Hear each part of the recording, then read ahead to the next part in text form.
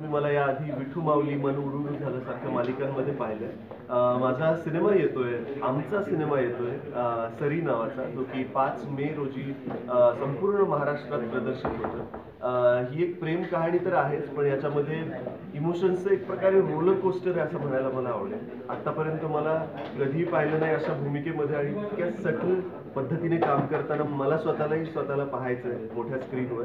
आणि ॲक्च्युली मी काही स्क्रीनिंगमध्ये ते पाहून झालंय आणि फिल्म खरंच खूप गोड झाली आहे.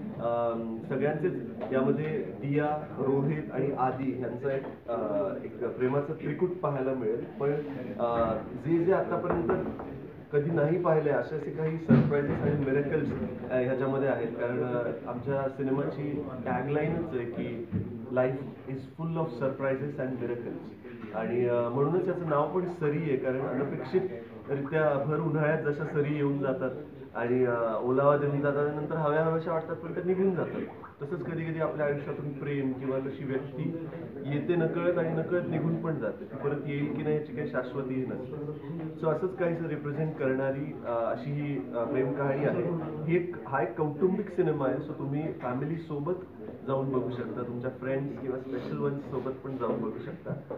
यंग चेहरे घेऊन नव्याने चित्रपट सगळ्यांसमोर आणण्यासाठी दिग्दर्शक, फिल्म मेकर्स हे एक प्रकारे रिस्क घेत असतात मला असं वाटतं. आणि आता मराठी सिनेमा ज्यामध्ये ऑलरेडी इतके दिग्गज ॲक्टर्स आहेत आणि इतके सगळे टेक्निशियन्स इतके दिग्गज आहेत, पण तो अजून मोठा होण्यासाठी, आपली इंडस्ट्री अजून मोठी होण्यासाठी याच्यामध्ये नवे नवे इन्व्हेस्टर्स आले पाहिजेत, नवे नवे यंग फ्रेश चेहरे, फ्रेश टॅलेंट समोर दिसले पाहिजेत. आणि सगळ्यात महत्त्वाचं त्यासाठी आपला चित्रपट प्रेक्षकांनी म्हणजे चित्रपटगृहात जाऊन पाहायला हवा आहे. सो माझी हीच विनंती आहे सगळ्यांना की खूप प्रेमाने, खूप मनापासून बनवलेला हा आमचा सरी हा सिनेमा 5 मे रोजी येतोय तुमच्या जवळच्या चित्रपटगृहांमध्ये, आणि तुम्ही त्याला भरभरून प्रतिसाद द्यावा, प्रेम द्यावा अशी माझी मनापासून इच्छा आहे. धन्यवाद.